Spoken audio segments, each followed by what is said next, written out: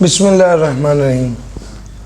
Sir ji, confidence engineering हमारा ये question है स्प्रिंग 2023 का। पिछले जो लेटेस्ट अटैम्प्ट है उससे पिछली अटैम्प्ट या पिछली से पिछली अटैम्प्ट, यही दो न्यूमेरिकल्स हैं, बड़े अच्छे न्यूमेरिकल्स हैं। दोनों न्यूमेरिकल्स बहुत अच्छे हैं, इसको तरीके से करते हैं और आपको सिखाते हैं। जो सबसे अच्छा न्यूमेरिकल था वो तो मैं आपको पहले करा चुका हूँ, लेकिन ये भी बहुत अच्छे न्यूमेरिकल है। Confidence engineering a sole proprietorship is registered under the sales tax act 1990। CE is engaged in the business of manufacturing and supplying auto parts. Following information is available from CE's record for the month of February 2023. Purchases: taxable goods from registered person, taxable goods from unregistered person. Supplies: taxable goods to registered person, taxable goods to unregistered person. अच्छा जनाब, यहाँ पर तो purchase और ये registered वाली सारी game लग रही है। जैसे ही मैंने ये देखा तो ज़हन में पहली बात ये कि यार इसमें एग्जाम्ड और ज़ीरो रेटेड नहीं है, शायद इसमें अपोर्शनमेंट ना हो, मैं कसम नहीं खा सकता। नीचे एडजस्टमेंट दे दे, taxable goods to registered person में 5 लाख की गुड्स एक्सपोर्ट की गई थी, लगा दिया हुआ, देखिए आप।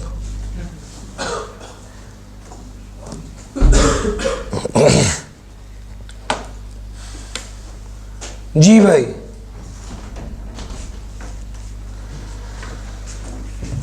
अच्छा जैसे ही मैंने ये पढ़ा taxable goods to registered person और फिर ये पढ़ा taxable goods to unregistered person, तो दोनों केस में चूंकि टैक्सेबल गुड्स था, दोनों केसेस में चूंकि टैक्सेबल गुड्स था तो जहन में फ़ौरन ये बात आई कि शायद यहाँ पे अपोर्शनमेंट ना हो, लेकिन मैं इस बात की कसम नहीं खा सकता। उसकी वजह ही क्या पता नीचे एडजस्टमेंट में कोई ऐसी बात हो।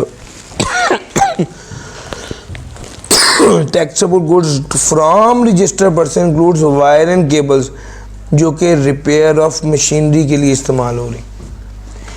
ये वायर एंड केबल्स अगर बिल्डिंग के साथ जुड़ जाएं तो इसका इनपुट टैक्स क्लेम नहीं हो सकता, पढ़ा चुका हूँ। लेकिन यही वायर एंड केबल्स अगर क्या हो रही हो, आपने रिपेयर किया है मशीनरी को, तो फिर तो इसका इनपुट टैक्स क्लेम होगा। अब ये सारी एडिशनल इंफॉर्मेशन है, जिसका मतलब ये है कि ये वाली इजाफी बात है, यानी ये ऊपर वाली चीज़ों में शामिल नहीं है। Taxable goods from registered person include, अब इसने ख़ास तौर पे लिखा कि taxable goods from registered person में इंक्लूड है 14 मिलियन की परचेजेस जो कॉटेज इंडस्ट्री से की हैं। तो क्या करें, कॉटेज इंडस्ट्री से परचेज किए हैं, इनपुट टैक्स के वैसे भी अनरजिस्टर्ड पर इनपुट टैक्स क्लेम, वैसे भी सॉरी यहाँ पर नहीं लिखना था, मैंने ये कहना था अनरजिस्टर्ड, यहाँ पर इनपुट टैक्स क्लेम वैसे भी नहीं होना था, कॉटेज इंडस्ट्री से की है, ऐसे भी नहीं होना। Tax auto parts of 5 million which were supplied free of cost to exchange defective part under a warranty. अब ये defective part under a warranty आपने रिप्लेस किए, यानी फ्री रिप्लेसमेंट है। फ्री रिप्लेसमेंट हो तो वो सप्लाई नहीं होती, और अगर सप्लाई ना हो तो इसका मतलब है आउटपुट टैक्स चार्ज नहीं होगा। Auto parts of 4 million which were withdrawn by the supplier, अब ये ऑटो पार्ट्स हैं जो पुट टू प्राइवेट यूज हैं।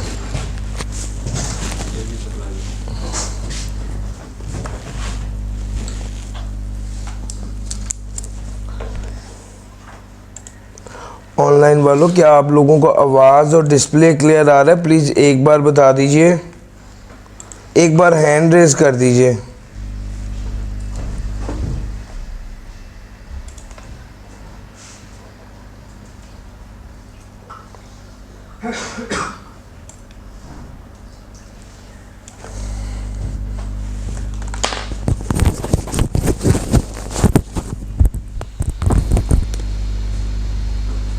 एक मिनट मेरे साथ रही।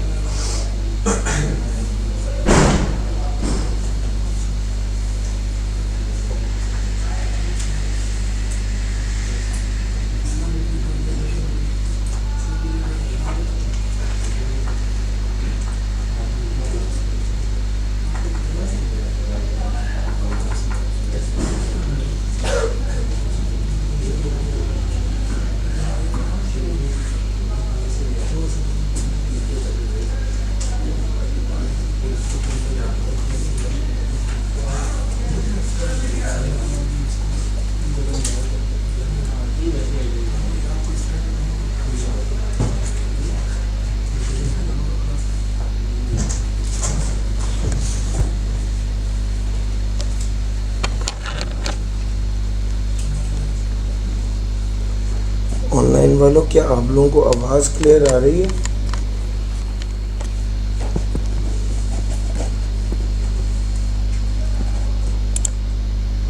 जी प्लीज़ मुझे अब बताइएगा, क्या आवाज़ क्लियर है? ऑनलाइन वालों, क्या आवाज़ क्लियर है? Abdul Wahab, Huzaifa, Khadija, Mubashir.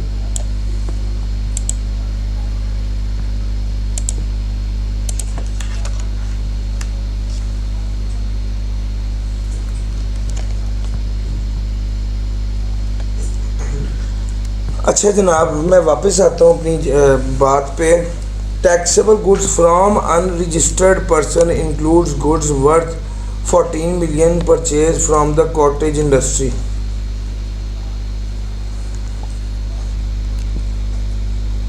Auto parts of 5 million which were supplied free of cost in exchange of defective part. ये मैंने आपको, ये भी एडजस्टमेंट मैंने आपको करवा दी कि भाई ऑटो पार्ट्स 5 मिलियन की हम ये भाई ये ऑटो पार्ट्स हैं, ये free of cost exchange defective units को किया है, तो जनाब यहाँ पर आप ये सप्लाई नहीं होगी। लेकिन auto parts of 4 million which were withdrawn by the owner for his personal use. Auto parts of 4 million which were withdrawn by the owner for personal use. Sir ये सप्लाई होगी, यस, क्योंकि ये put to private use है। Raw material of 2 million which were given to factory engineer for personal use. Raw material कितना? 2 million का।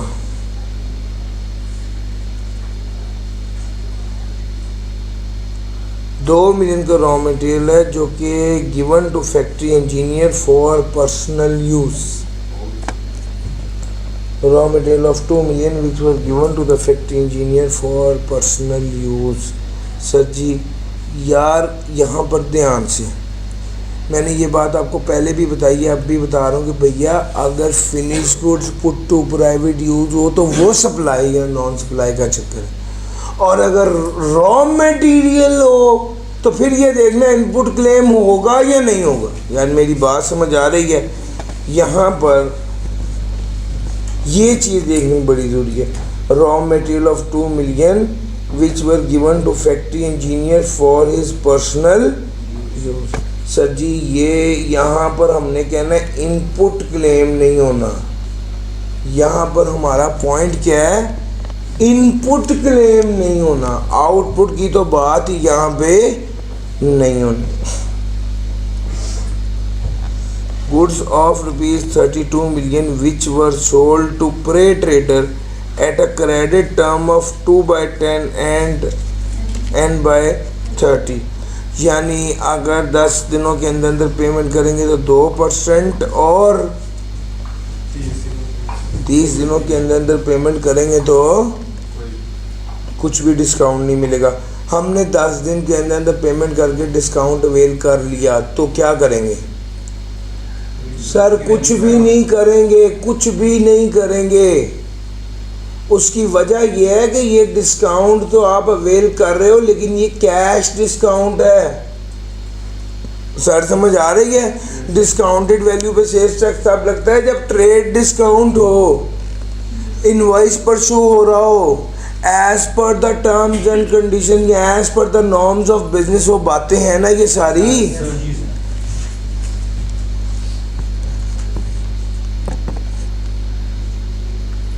Taxable goods to unregistered person includes goods of ₹16 million provided to a cottage industry. Unregistered person. Taxable goods to unregistered person include goods of ₹16 million provided to cottage industry. अगर आप unregistered person को चीज़ supply करेंगे तो उस पर further tax लगेगा, पड़ा हुआ ना। लेकिन अगर कॉटेज इंडस्ट्री को सप्लाई करेंगे तो इस पर फर्दर टैक्स नहीं लगता। Raw material of ₹25 million were destroyed due to fire. Sir जी रॉ मटेरियल डिस्ट्रॉय हो गया है। सर जी all such material were purchase from the registered supplier. फिर वही बात है, फिनिश गुड डिस्ट्रॉय होती तो सप्लाई थी, रॉ मटेरियल डिस्ट्रॉय हुआ है तो आप इनपुट टैक्स क्लेम नहीं। रॉ मटेरियल का मतलब है इनपुट टैक्स, यहाँ पर ये है आउटपुट टैक्स, यहाँ पर फिर आउटपुट टैक्स से रिलेटेड बात थी। Raw material of 26 million were return. Sir ये फिर क्या है, इनपुट टैक्स की एडजस्टमेंट है। Sales tax invoice of ₹8 million dated 15 July 2022 was erroneously not declared in the sales tax return for the month of July 2022 and onwards।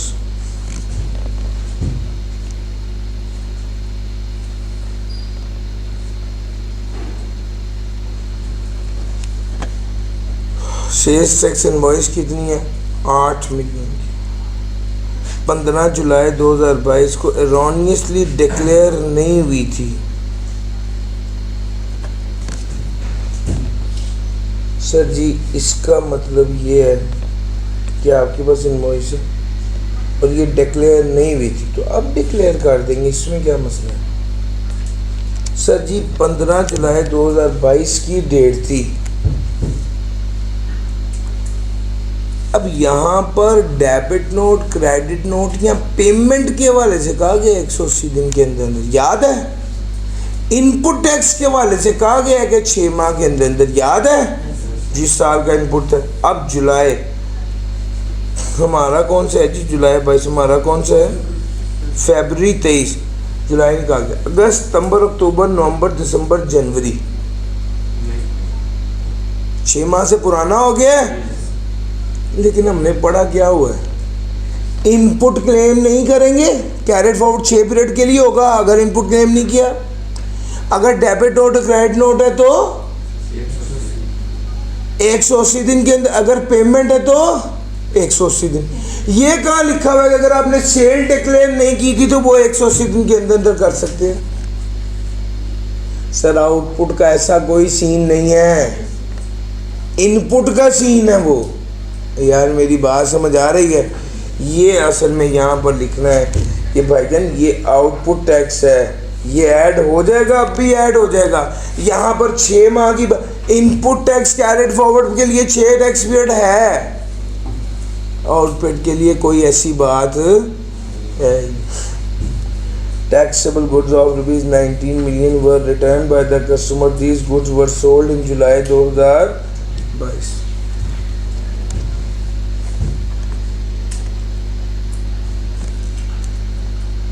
ये return कर दी, taxable goods 19 million की रिटर्न किया, customer ने बेची थी जुलाई 22 में। अब जुलाई 22 में चीजें बेची थी, जुलाई 22 को इनवॉइस बन गई होगी, अगस्त, सितंबर, अक्टूबर, नवंबर, दिसंबर, जनवरी, 6 माह पूरे हो गए। सर ये रिटर्न, रिटर्न पर क्या बनना है, डेबिट नोट या भैया डेबिट नोट या क्रेडिट नोट 7 माह बाद इशू हुआ है तो भाई क्या इशू हो सकता है, भाईजान नहीं हो सकता इशू, नहीं हो सकता इशू। भाई मेरी बात पिक कर रहे हो, इलेक्ट्रिसिटी बिल है, ये बिल की अमाउंट है। आम तौर पे इलेक्ट्रिसिटी के नाम पे हमेशा ये सेल्स टैक्स कहता है तो 18% लगाने के बाद इनकॉर्पोरेट करते हैं, ऐसा ही है ना। यहाँ पे बिल का है तो इसका मतलब है इससे परचेजेस में ऐड करना है। सर जी ये इनपुट टैक्स है, सेल्स टैक्स कैरेट फॉरवर्ड लिख दिया, लो सर सेल्स टैक्स बोर्ड। अब ये सारी चीज़ें लिख दी। Assume that the proper debit good, हाँ उसने नीचे लिखी कि डेबिट क्रेडिट नोट इशू हुए थे, लेकिन आपको पता होना चाहिए ये कब तक इशू होने चाहिए, 6 माह के अंदर। अगर 6 माह पूरे ना हुए हों, 6 माह से ज़्यादा हो गए, 180 दिन से ज़्यादा हो गए हों तो कोई चक्कर ही नहीं, फिर ना इनपुट ना आउटपुट का कोई फ़ायदा। सर जी पॉइंट समझ आ गया। उसने कहा जनाब 15 नंबर का पार्ट था, उसने कहा कि इसको करें। अच्छा जी अब ये बंदे का नाम क्या, कॉन्फिडेंस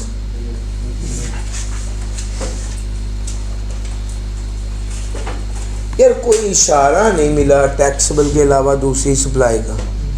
जब इशारा नहीं मिला तो एक बात तो क्लियर हो गई, अपोर्शनमेंट की सरदर्द तो नहीं है, आउटपुट है इनपुट। ठीक हो गया सर? लो सर, अब यहां पर मैं लिखता हूं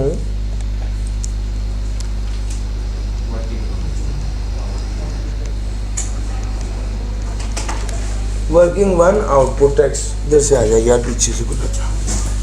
working one output tax ji.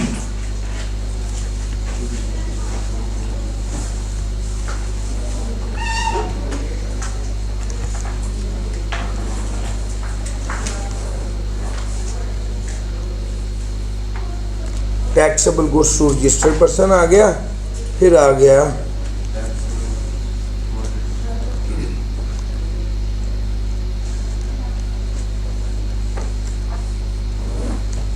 Taxable goods to unregistered person. कितना है सर? 40। अब वन बाय वन देखना है मैंने। टैक्सेबल गुड्स, ये 1 मिनट दिखाना जरा मुझे।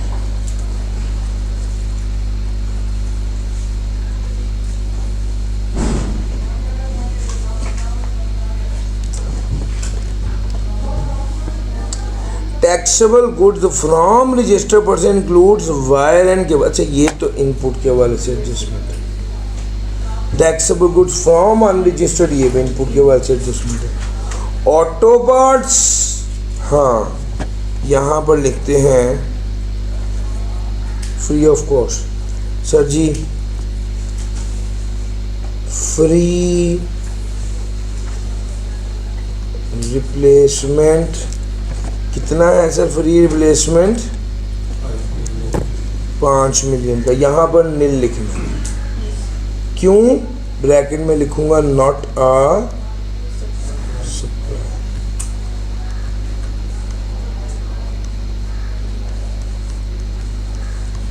अच्छा जी, ये मैंने पॉइंट लिख दिया। फिर उसके बाद आगे चलते हैं। ये ऑटो पार्ट्स, थैंक यू यार, आप मुझे अंधेरे से रोशनी में ले आए, गच्चे आपने थोड़ी देर कर दी। Auto parts of ₹4 million which were withdrawn by the owner for his personal. जी भाई,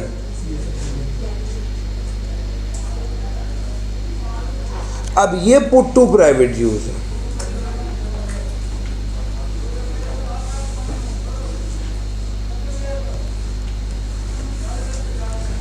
पुट टू प्राइवेट यूज, ये कितना है सर?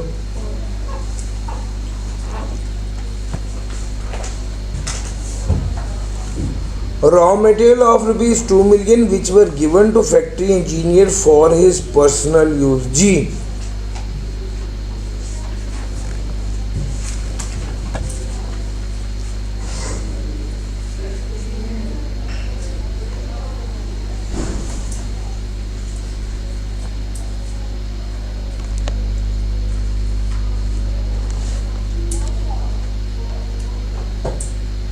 अच्छा जी, आ गया।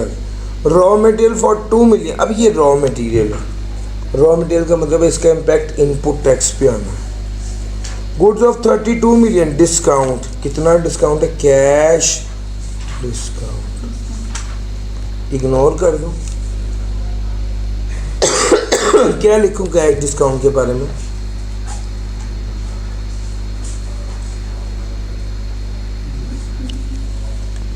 लिखता हूं full value.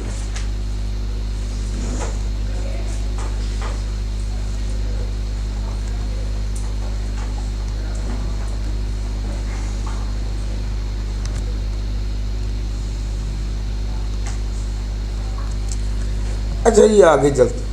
Taxable goods to unregistered person, ये इसका ताल्लुक एफटी से है। मैंने एफटी को हाईलाइट कर दिया।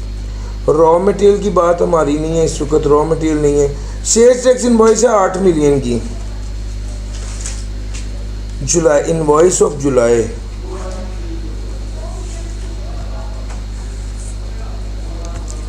जुलाई की इनवॉइस कितने की है? 8 मिलियन। सर जी जुलाई की इनवॉइस 8 मिलियन की है। जुलाई की इनवॉइस 8 मिलियन की है तो वो तो हम यहाँ पर ऐड कर देंगे, उसका कोई मसला नहीं। Taxable goods of ₹19 million were return by the customer. Cell return, यार ये बेटे प्लीज नहीं बंद कर दीजिएगा। सेल्स रिटर्न नील लिखूंगा, क्यों? Debit slash credit note issued after 180, इसको नील कर दिया। फिर उसके बाद आ गया, अच्छा ये भी इनपुट है, ये भी इनपुट है, ये भी हो गया, ये debit credit note, electricity bill. लो सर, आउटपुट की और कोई एडजस्टमेंट नहीं। मैं फिर भी एहतियातन क्या करूँगा, क्लोज नहीं करूँगा, 3-4 लाइनें छोड़ने के बाद वर्किंग नंबर 2 शुरू कर दूँ।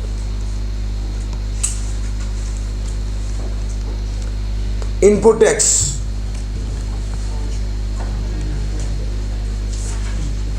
taxable goods from registered person,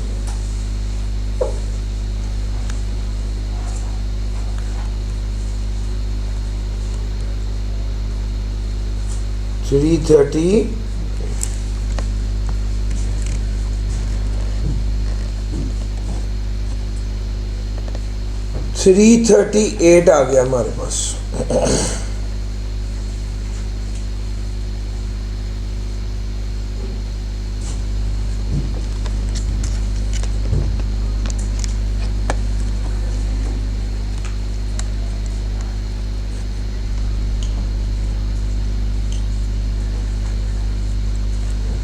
goods from registered person, उसके बाद taxable goods from registered person include wire and cable. ठीक है, वायर एंड केबल तो शामिल होना चाहिए। Taxable goods from unregistered person, इसको इग्नोर करें।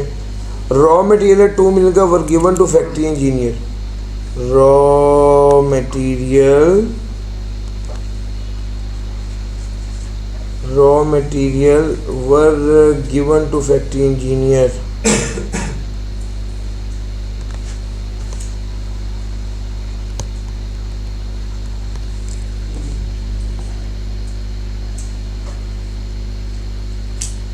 फैक्ट्री इंजीनियर को रॉ मटेरियल दिया है जी, कितना?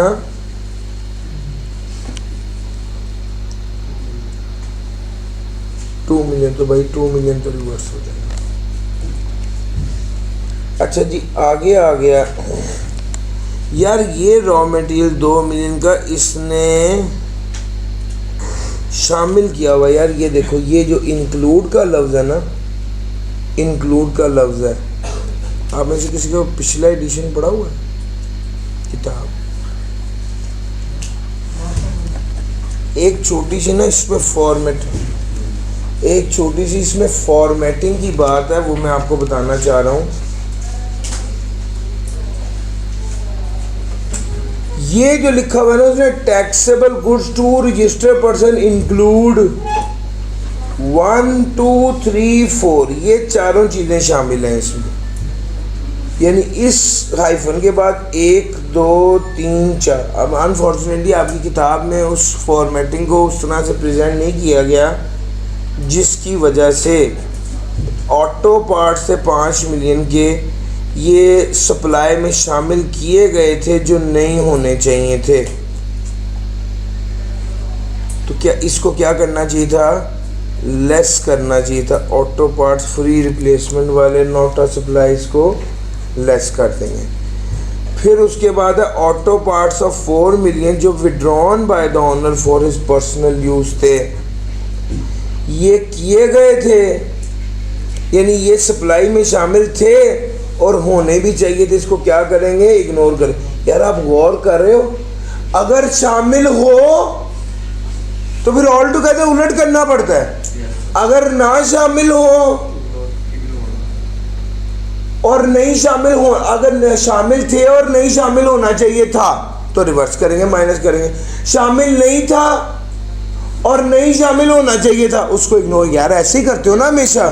अच्छा देखो, इससे पहले जो मैंने किया, मैंने इसके बाद उस चीज़ को एक वो कर दिया जो कि सारे बुलेट्स थे।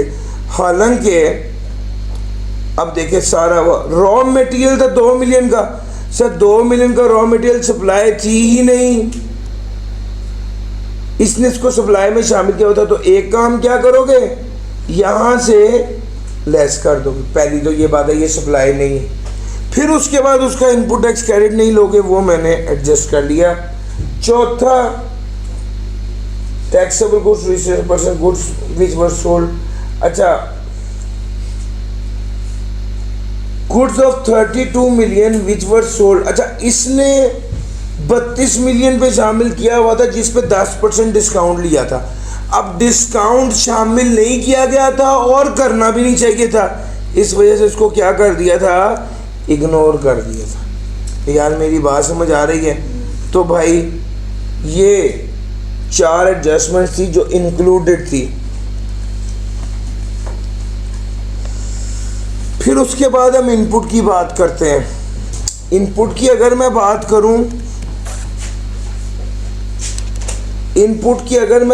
करूं, तो उसमें रॉ मटेरियल है 25 मिलियन का डिस्ट्रॉयड। रॉ मटेरियल डिस्ट्रॉयड, इसका क्या करेंगे, जाहिर बात है इनपुट क्लेम नहीं होगा।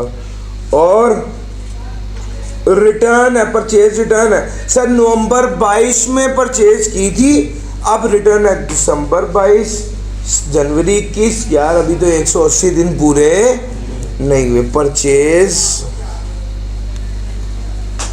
रिटर्न कितना है, 26। ये भी क्या करेंगे, लेस करेंगे। अच्छा जी, फिर उसके बाद आ गया इलेक्ट्रिसिटी बिल 1.2, इसको ऐड कर लो। सर इनपुट आउटपुट की एडजस्टमेंट हो गई। जी भाई, जब सेल्स टैक्स लिखा होगा इस पे इतना टैक्स है, तो फिर इस इनवॉइस में नहीं ना ऐड करते, फिर रेट लगाने के बाद ऐड करते हैं। अच्छा ज़रा इसको कीजिएगा ज़रा, 220 जमा 40 माइनस 5 जमा 8 माइनस 2 जी 260। ये क्या है, सप्लाईज। टैक्स कितना बना है एट द रेट ऑफ 18%, 46.9। जरा इनपुट टैक्स की वर्किंग भी कर लीजिए।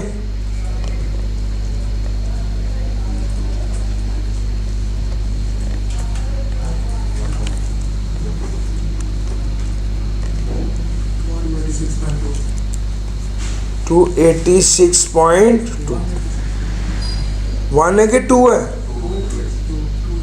जी। इस पे टैक्स कैलकुलेट कीजिएगा।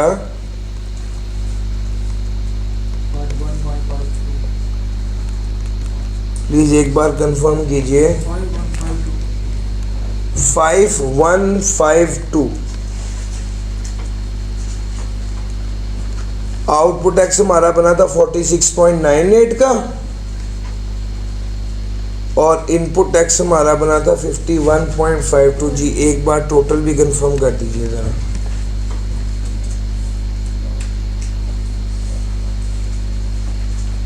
पार्ट ए देखिए ना इसका।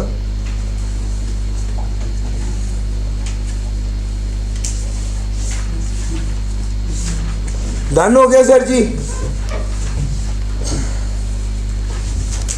कॉन्फिडेंस इंजीनियरिंग जी सेट है सर जी। 46.98 और 51.52 है जी। Computation of sales tax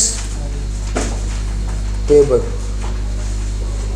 computation of sales tax payable. जी आगे क्या है? Tax period February 2023। यहाँ पर लिखेंगे आउटपुट टैक्स कितना? 46.9। सर जी ब्रॉड फॉरवर्ड कितना है? 27। यहाँ पर लिखना चाहिए था ना पहले input tax lower of brought forward है 27 फॉर द पीरियड कितना है? 51.52। टोटल कीजिए 78.52 और साथ ले लीजिए 90% ऑफ आउटपुट। जी 46.98 का जी 42.28। इन दोनों में से कौन सा लेंगे?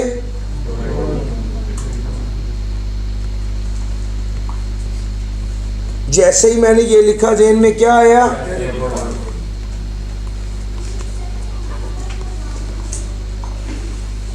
$46.9 नहीं यार 78.52 78.52 माइनस 42.28 जी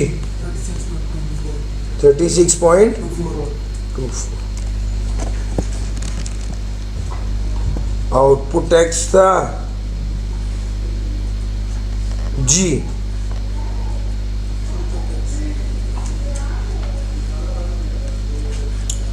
आउटपुट टैक्स आ गया, इनपुट टैक्स आ गया। आगे क्या है सर?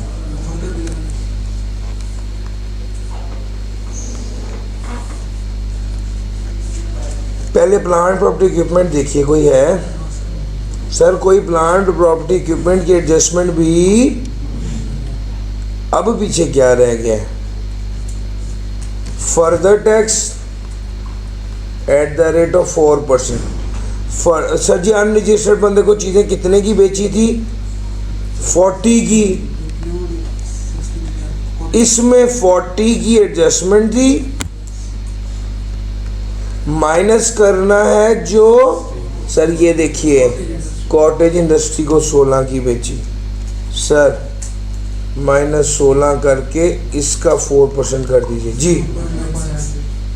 0.96 प्लस करना था जी। और क्या था? ना प्लांट प्रॉपर्टी इक्विपमेंट है ना एक्सपोर्ट रिफंड है। टोटल कीजिएगा 46.98 माइनस 42.28 प्लस 0.96 जी 5.66। सर ये क्या है? Sales tax payable. अच्छा जी सेल्स टैक्स पेबल आ गया, फिर इनपुट टैक्स कैरिड फॉरवर्ड आ गया। और क्या है सर? डन हो गया। सवाल की खास बात, बच्चे एंड तक यही सोचते थे कि यार शायद कोई अपोर्शनमेंट हो, जो कि सबसे ज़्यादा मेहनत तो उन्होंने अपोर्शनमेंट पे की होती है, या इसमें एडजस्टमेंट ट्रिकी थी, इसमें एडजस्टमेंट्स ट्रिकी थी। तो भाई इन एडजस्टमेंट्स को आपने देखना था। मुश्किल तो नहीं लगा? 5 मिनट आपके पास हैं। इस सवाल को एक बार देखिए, एक एक एडजस्टमेंट देखिए, नोट कीजिए। वैसे आपको बताता चलूँ PDF में शेयर कर दूंगा। कोई सवाल पूछना है तो पूछ लीजिए। ऑनलाइन वालों आप कोई सवाल पूछना चाहते हैं तो पूछिए।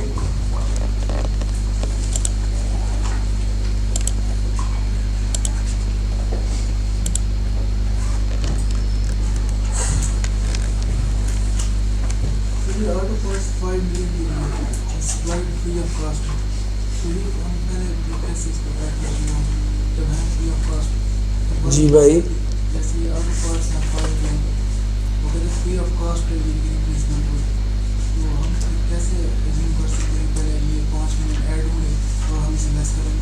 उसमें लिखा हुआ है असल में वो जो पहले ये देखो सवाल की फॉर्मेटिंग में थोड़ी गलती है। ये देखो,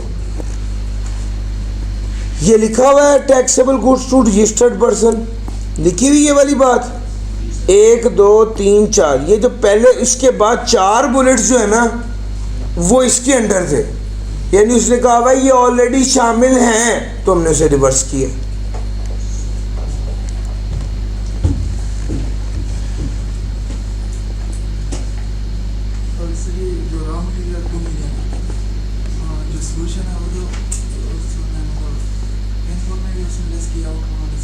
हाँ जी, आउटपुट में उसने शामिल किया हुआ था, पहले वहां से लेस किया, इनपुट में शामिल नहीं होना चाहिए था, फिर वहां से भी लेस किया।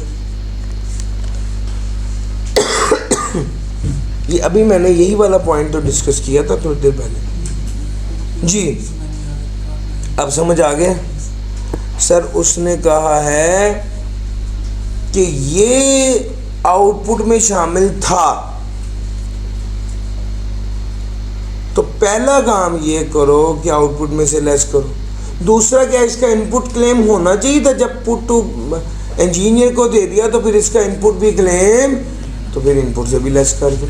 ये पॉइंट जी सर जी।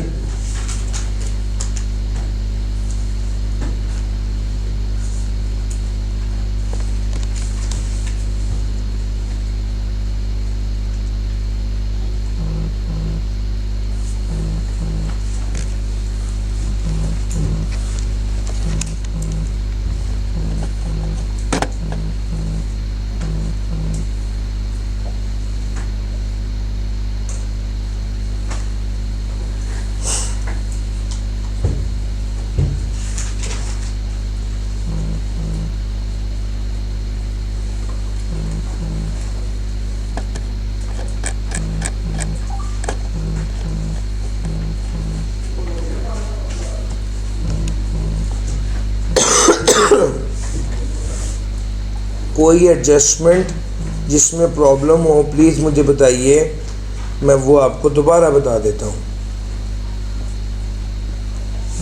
कोई एडजस्टमेंट जिसमें प्रॉब्लम हो मुझे बताइए, मैं दोबारा बता देता हूँ।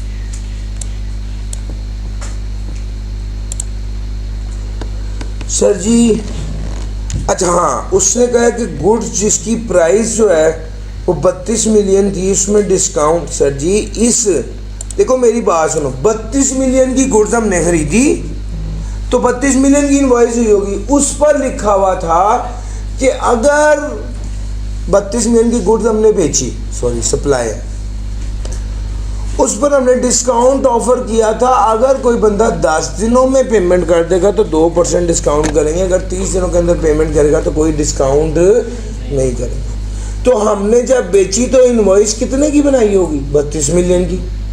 अब अगर उस बंदे ने डिस्काउंट अवेल कर लिया तो ये कैश डिस्काउंट है, ट्रेड डिस्काउंट नहीं है। तो कैश डिस्काउंट जो है उसकी केस में वैल्यू ऑफ सप्लाई में से डिस्काउंट लेस नहीं होता। ये पॉइंट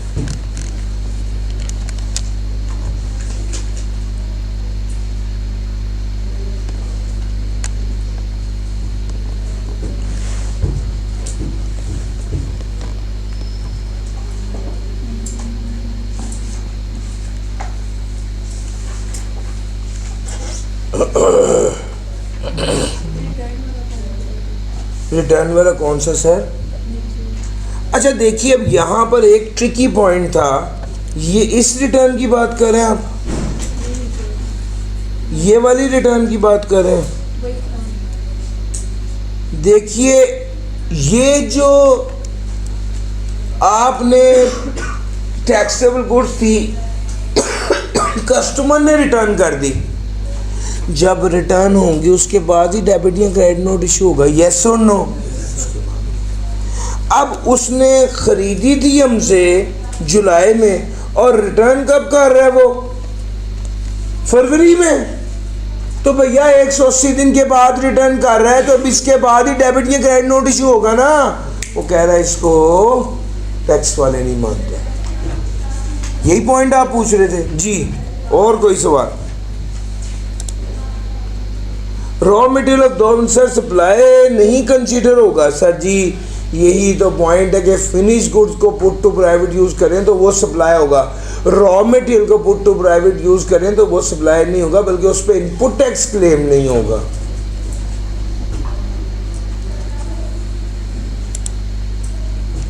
जी सर जी। और कोई बात?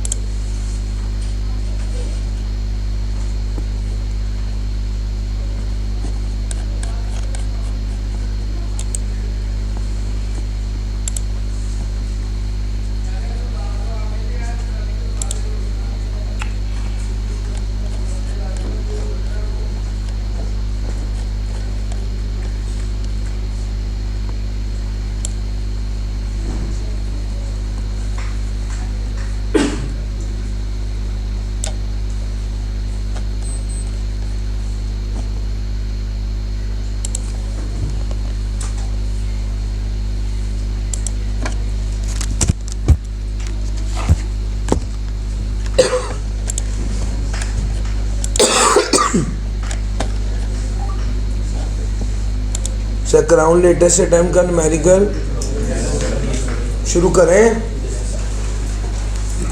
बिस्मिल्लाहिर्रहमानिर्रहीम। सर जी, Zeenat enterprises a sole proprietorship is registered under the Sales Tax Act 1990. ZE is engaged in the business of manufacturing and supply cosmetic products. Manufacturer भी है, supply भी। The following information is extracted from the month of August 2023. Purchases था taxable goods from registered person और फिर था taxable goods from unregistered person। फिर supplies था taxable goods to registered person और फिर था taxable goods to unregistered person और फिर था export। Additional information: purchases of goods from registered person includes raw material of rupees 9.2 million, net of special discount of 1.2 million from an associated undertaking। पहली adjustment वो कहता है raw material 9.2 million का खरीदा था और इसमें स्पेशल डिस्काउंट 1.2 मिलियन का था। तो पहले तो आपको ये पता होना चाहिए परचेजेस की एडजस्टमेंट है तो ये इनपुट टैक्स की एडजस्टमेंट है। आप मुझे बताइए टैक्स 9.2 पे किया होगा या 1.2 शामिल करके पे किया होगा? सर जी, जब वैल्यू ऑफ सप्लाई कैलकुलेट करते हैं तो हम स्पेशल डिस्काउंट लेस नहीं करते, पता है ना। तो भाई इसका मतलब है पूरी वैल्यू पे सप्लाई आउटपुट चार्ज होगा और पूरी वैल्यू पे इनपुट क्लेम होगा। यस और नो? तो भाई ये पूरी वैल्यू पर होगा, यानी इसको परचेजेस के अंदर 1.2 ऐड बैक कर देंगे। ग्लास बॉटल जिसकी वर्थ 4 मिलियन थी, among these 20% of the total cost corresponds to bottle that sustained damage in transit due to an accident. As a goodwill gesture the suppliers provided replacement bottle without additional consideration accompanied by a sales tax invoice। यहां पर भी replacement है, पिछले सवाल में भी replacement थी। यहां पर भी पैसे नहीं लिए, पिछले सवाल में भी पैसे नहीं लिए, लेकिन यहां पर उसने इनवॉइस इशू कर दी, वहां पर उसने इनवॉइस इशू फ्री रिप्लेसमेंट था, अंडर वारंटी था। यहां पर उसने इनवॉइस इशू की। इनवॉइस इशू करने का मतलब सेल्स टैक्स इनवॉइस है, सेल्स टैक्स है। तो भाई अगर सेल्स टैक्स उसने चार्ज किया है तो आप उसको क्लेम भी कर सकते हैं सर, ये इनपुट टैक्स क्लेम होना था। A machine of rupees 15 million procured from an importer. 60% of the payment were made during the month while the remaining is scheduled to be paid in equal installment. भाईजान machine खरीदी है, input tax claim होगा। ये plant property equipment है, जितनी payment इस महीने की है उतना इनपुट टैक्स क्लेम होगा या मशीन की पूरी कीमत का इनपुट टैक्स क्लेम होगा? ट्रांजैक्शन पूरी हो रही है ना, पेमेंट बाद सर पूरी परचेज पूरी इनपुट मशीन की कीमत का इनपुट टैक्स क्लेम होगा, ना कि जितना पेमेंट किया उसका होगा। सर जी pigment in retail price, sir ये थर्ड स्केड्यूल की आइटम है, 7.5 का हमने खरीदा है, रिटेल प्राइस उसकी 7.9 है।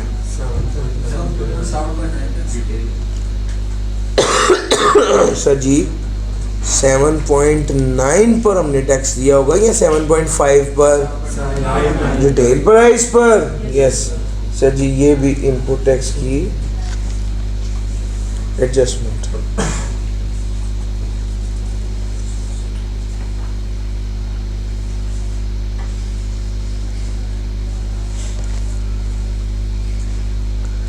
Purchases of taxable goods from unregistered person comprise of BVAC। Sir जी अनरजिस्टर्ड पर्सन से जो चीज़ें परचेज की उससे BVAC शामिल है, जो बी फार्मर से लिए। सर ये तो वैसे ही अनरजिस्टर्ड बंदे से खरीदी, इस पे तो इनपुट टैक्स का कोई चक्कर है ही नहीं। Sir supplies of taxable goods to registered person includes various cosmetic products listed in the third schedule sold to a distributor for rupees 23 million.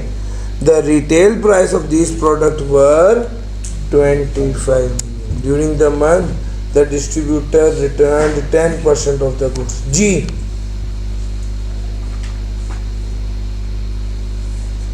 Various cosmetic products listed in third schedule sold to a distributor for 23 million. The retail price of these products कितनी थी?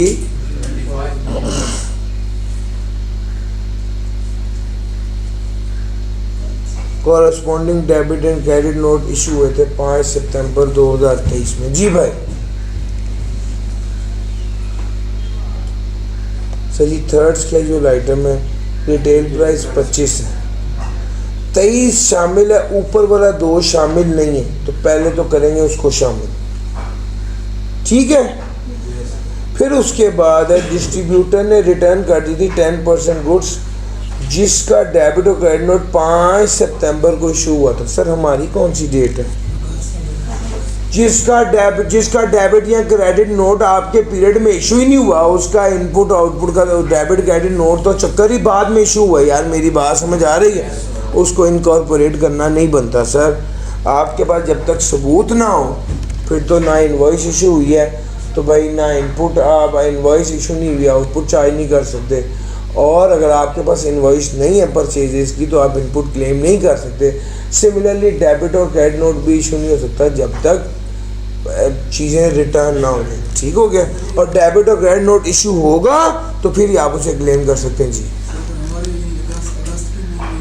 तो फिर होता, बिल्कुल होता। Yes supplies of taxable goods to unregistered person comprise of various cosmetic products listed in the third schedule to unregistered tier 1 retailer। जी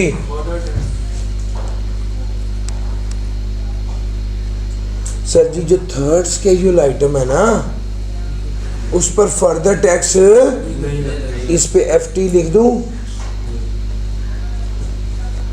उससे ऊपर वाली जो है वो आउटपुट है, उससे ऊपर वाली इनपुट की adjustments. Export comprise of various products ship to UAE, चलो ये तो अच्छी बात है। Packaging material worth 6 million were return to the supplier on 10 August. Debit और क्रेडिट नोट इशू हो गया था उसी दिन को, ठीक है। ये इसका क्या मतलब है? ये क्या है? परचेज रिटर्न है ना। ये रिटर्न हमने 2 फरवरी को की थी जबकि हमने ख़रीदी कब थी? 2 फरवरी 2023 को रिटर्न की थी जबकि ख़रीदी थी 10 अगस्त को रिटर्न की थी जबकि ख़रीदी कब थी? 2 फरवरी को। सर जी फरवरी के कितने दिन? अब जैसे ही आपने रिटर्न की बात की, आपके दिन में डेबिट क्रेडिट नोट आया, डेबिट क्रेडिट नोट आया, तो 180 दिन जेन में आने चाहिए। काउंट कर लेते हैं, फरवरी के कितने दिन हैं? 27। 2 से शुरू करें ना, सिर्फ एक दिन निकाल दें, बाकी सारे शामिल हैं। मार्च के 31, अप्रैल के 27, 31, 30, फरवरी, मार्च, अप्रैल, फिर उसके बाद मई के, फरवरी, मार्च, अप्रैल, मई, जून के, जुलाई के, अगस्त के 10। टोटल कीजिएगा। 192। सर जी हमने कितने दिन के अंदर इशू करना होता है? इसका मतलब है इसको इनकॉर्पोरेट नहीं करेंगे। अब परचेज ऑफ रॉ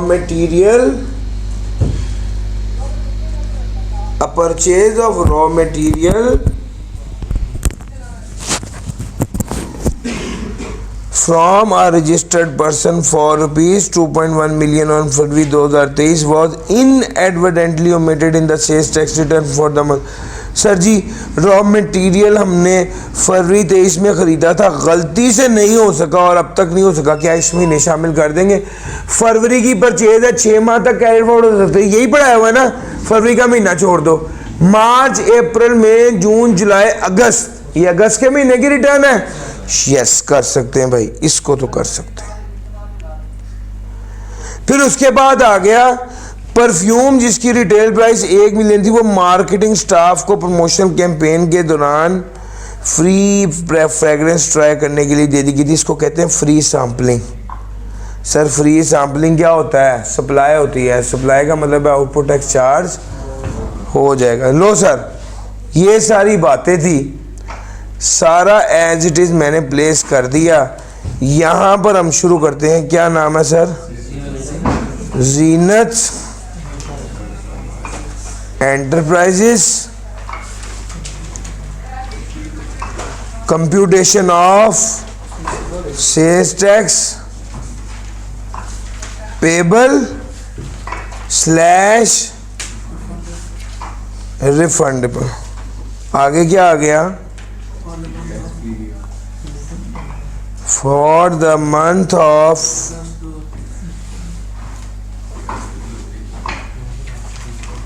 ठीक हो गया। यहां पर लिखते हैं आउटपुट टैक्स जी। आउटपुट टैक्स वर्किंग नंबर 1 ऊपर आ जाए। वर्किंग नंबर 1 आउटपुट टैक्स जी। Supplies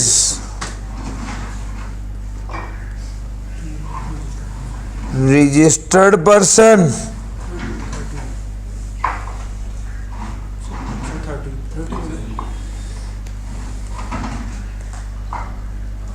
supplies to unregistered person 8। उसके बाद क्या आ गया? supplies to registered person, supplies to unregistered person। हाँ जी एडिशनल इंफॉर्मेशन में मैं आउटपुट टैक्स के एडजस्टमेंट्स अगर देखूं तो एक ही है। सप्लाईज ऑफ रजिस्टर्ड पर्सन थे। Supplies of registered person taxable goods to registered person goods cosmetic product जो थर्ड स्केड्यूल आइटम है। Retail price of these products were 25 million. Retail price तो 25 मिलियन है, तो पहले तो हम कहेंगे थर्ड स्केड्यूल आइटम 25 माइनस 23, तो 2 ऐड कर दूं। फिर उसके बाद आगे आ गया डिस्ट्रीब्यूटर ने रिटर्न किया 10% of the goods. Debit note और credit note were issued on sale return. लिखेंगे debit / credit note issued after tax period. तो क्या कर देंगे, नील कर देंगे।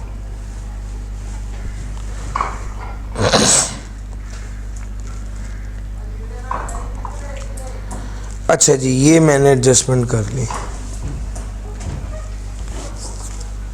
परफ्यूम्स हैविंग द, अच्छा उसके बाद इनपुट टैक्स, ये फर्दर टैक्स एडजस्टमेंट है। Perfume having a retail price of 1 million, sir ये फ्री सैम्पलिंग, कितनी है फ्री सैम्पलिंग, 1 मिलियन, इसको शामिल कर देंगे। अच्छा जी, उसके बाद कोई आउटपुट की एडजस्टमेंट नहीं है, इसको भी मैंने काउंट फॉर कर दिया। अब मैं आ जाता हूँ वर्किंग नंबर 2 की तरफ, जो है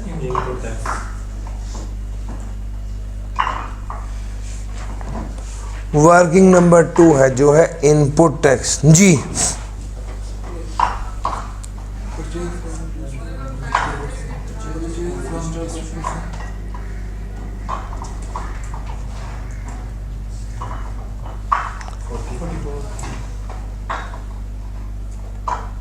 अनरजिस्टर्ड को इग्नोर करना है, 44। अब इनपुट की adjustment, special discount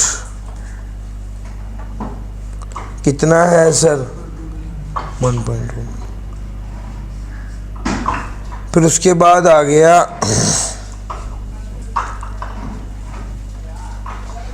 glass bottle worth 4 million, among this 20% of the total cost correspond to bottle that worth, अच्छा सस्टेन। अच्छा, अब उसने कहा है कि 20%, उसने 4 मिलियन का 20% जी,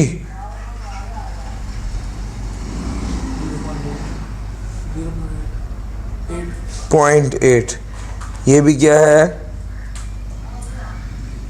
damage bottles.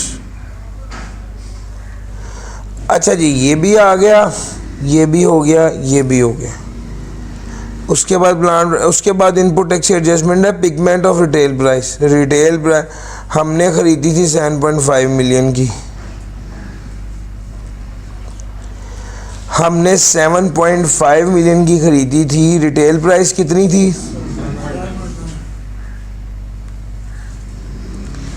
7.9 minus 7.5 ji, 0.4 account for कर लो। फिर उसके बाद इनपुट टैक्स की एडजस्टमेंट आ गई। पैकिंग मटेरियल ₹6 मिलियन वर रिटर्न्ड, परचेज रिटर्न इग्नोर, क्यों,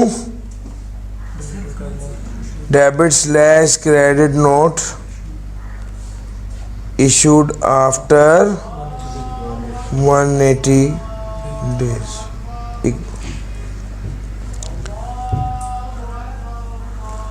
उसके बाद क्या था,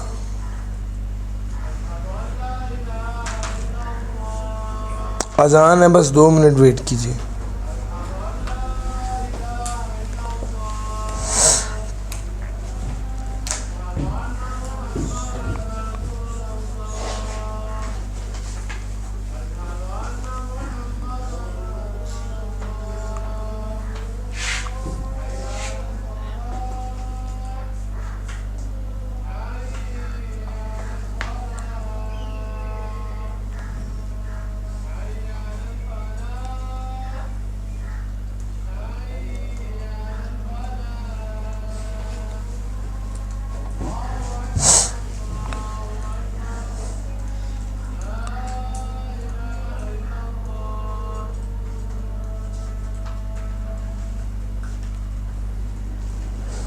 फेब्रुअरी परचेज था 2 पॉइंट, फेब्रुअरी की परचेज जिसको आप अभी आखिरी मंथ था कैरेट फॉरवर्ड का, उसमें आपने एडजस्ट कर लिया।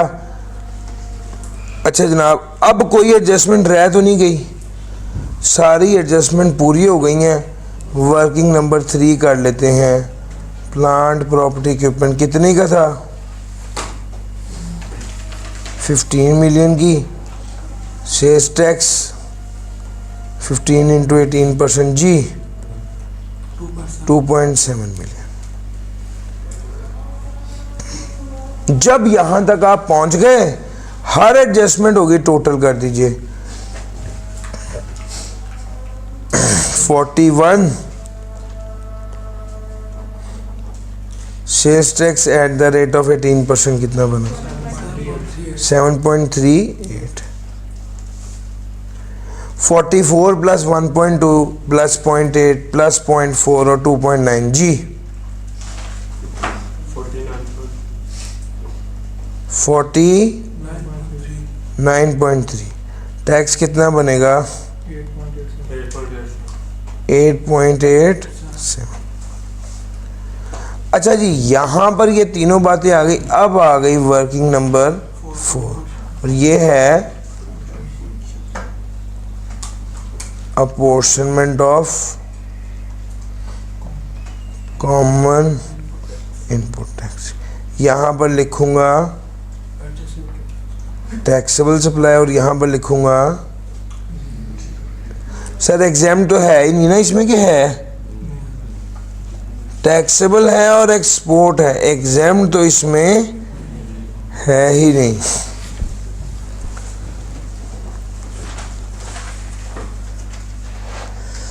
अच्छा जी, टैक्सेबल आ गया, ये यहां पर लिखेंगे वैल्यू ऑफ सप्लाई। जी बताइएगा वैल्यू ऑफ सप्लाई क्या थी? इसकी थी 41 एक थी टैक्सेबल और जीरो रेटेड कितनी थी? 12। जी पूरा कीजिएगा 53। फिर आ गया इनपुट टैक्स। सर जी टोटल कीजिएगा। Input tax 49.3। 41 divided by 53 multiply bye 49.3 जी। नहीं यार मैंने गलत नहीं ले ली फिगर, 8.87 लेना चाहिए था, sorry 8.87। 41 divide by 53 multiply by 8.87 जी 6.86। 12 डिवाइड बाय 53 मल्टीप्लाई बाय 8.87 जी 2.01 कर लूं? चलो आगे आ जाओ प्लांट प्रॉपर्टी इक्विपमेंट की तरफ। यहां पर लिखूंगा 2.7। 41 डिवाइड बाय 53 मल्टीप्लाई बाय 2.7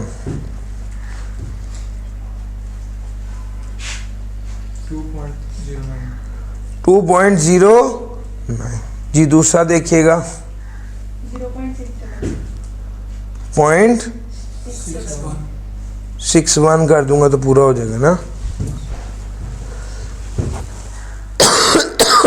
अच्छा जी, ये जनाब चारों वर्किंग्स मैंने कर ली। अब सिंपल वैल्यू प्लेस करनी है 7.38। आउटपुट टैक्स है 7.38। इनपुट टैक्स की बात करता हूं तो इसके साथ लिखूंगा मैं लोअर ऑफ। पहले लिखूंगा ब्रॉड फॉरवर्ड। जी ब्रॉड फॉरवर्ड है कुछ? कोई एडजस्टमेंट ब्रॉड फॉरवर्ड के बारे में तो नहीं थी। फॉर द पीरियड 6.86, इसको टोटल करें 6.86 और यहां पर निकलेगा 90% of output ji.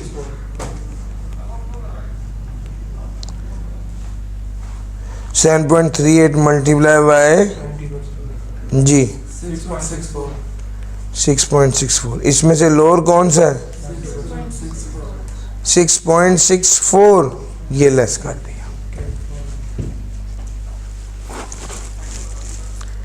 Ji. 7.38 minus 6.64 करेंगे तो क्या आएगा? प्लस में आंसर। हाँ अच्छा, पहले कैरेट फॉरवर्ड ना कर दूं? Carried forward input tax 6.86 minus 6.64 जी 0.22। चलो ये लिख दिया। अब input tax on plant property equipment पहले लेके आना, कितना? 2.09। जैसे ही मैंने ये लेस किया ज़हन में फौरन आया कि भाई अब तो आंसर कंफर्म है कि माइनस में आएगा। जी बताइएगा क्या बना? सेल्स टैक्स पेबल जी, सॉरी रिफंड बन रहा है 1.35, ये रिफंडेबल भी निकल आया तो फर्दर टैक्स लिख दूं। फर्दर टैक्स कितना होगा? ये फर्दर टैक्स की एडजस्टमेंट थी कोई?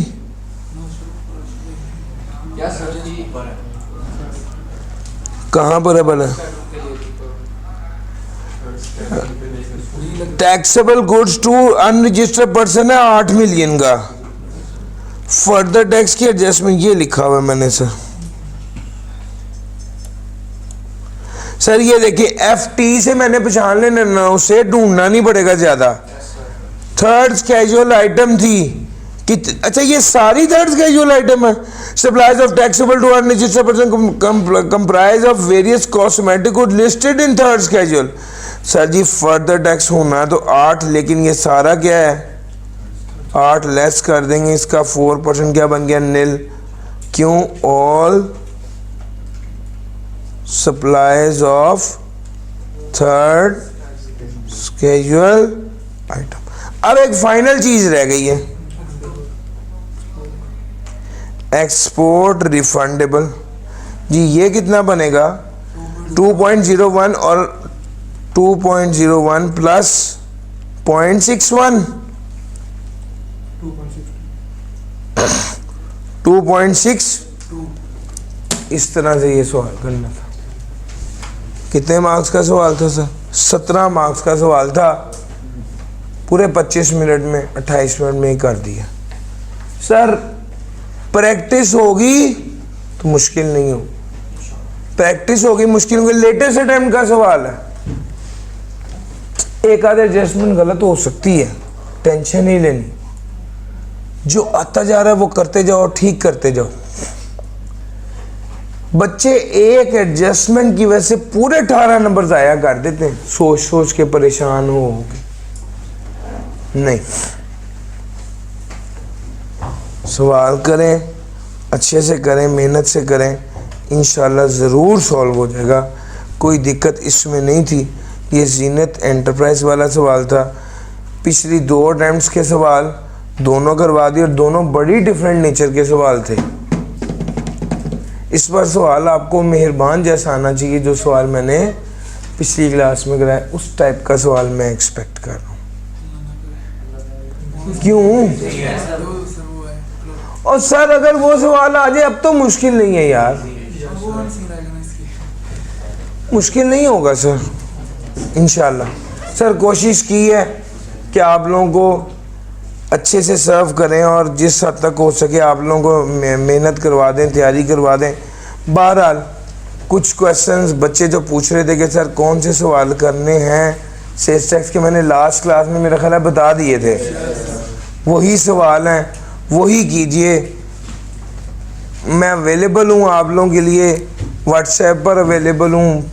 आप लोग का टाइम इस वक्त मैं इसको इतनी प्रायोरिटी देता हूँ कि भाई आप लोग अगर कैंपस में मौजूद हैं आप मुझे बता दें, मैं कैंपस में मौजूद हूँगा, मैं उसके लिए अवेलेबल हूँ।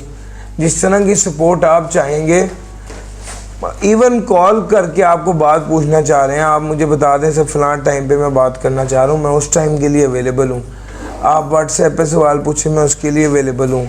आप यहाँ पर मौजूद हैं, सवाल हल किया हुआ है, आप मुझसे बात करना चाह रहे हैं, चेक करवाना चाह रहे हैं, फिज़िकली आना चाह रहे हैं, मैं उसके लिए अवेलेबल हूँ। ऑल्दो मैं इसलिए रिकमेंड नहीं करता कि सर आप लोगों का टाइम इंपॉर्टेंट होता है, लेकिन अगर आप मुझे बता देंगे तो इंशाल्लाह आई विल मेक श्योर कि जो टाइम क्या हमारा तय हो मैं उस पर पहुँचूँ, ताकि आप लोगों का वक्त कीमती है वो ज़ाया ना हो। मैंने अपनी थ्रू आउट द सेशन एक अच्छी कोशिश की अपनी तरफ से। मैं मतलब वही बात है कि इंसान अपने आप को देखता है तो वो असेस करता है कि यार मैंने कहीं जो मुझे आता था, जो मेरी बेस्ट एफर्ट थी, जो मैं कोशिश कर सकता था, मैंने ईमानदारी से आप लोगों के साथ वो की ताकि आप लोगों की अच्छे से हेल्प कर सकूं और सपोर्ट कर सकूं कि आप पेपर में पास करें। बाकी this was the last session, last class of the session. अब इसके बाद इंशाल्लाह जिस दिन मॉक होगा इमीडिएटली आफ्टर द मॉक एक सेशन होगा जिसमें इंशाल्लाह आपको मैं उस मॉक को भी डिस्कस करूँगा और शायद उसी दिन ही एक लेटेस्ट अटैम्प्ट का पेपर डिस्कस करके आपको मैं एक सेंस देना चाह रहा हूँ कि यार किस तरह से आपने पेपर को अटैम्प्ट करना है। वो सेशन ज़रूर लीजिएगा, मॉक ज़रूर दीजिएगा ताकि आप अच्छे से तैयारी कर सकें। मैं 4-5 दिन है, मेहनत करें, जान मारें, मॉक दें और अपने आप को इंशाल्लाह पेपर के लिए गियर अप करें। मेरे पास यही सब कुछ था आपके लिए इस सेशन में। थैंक यू जी, अल्लाह हाफिज़। ऑनलाइन में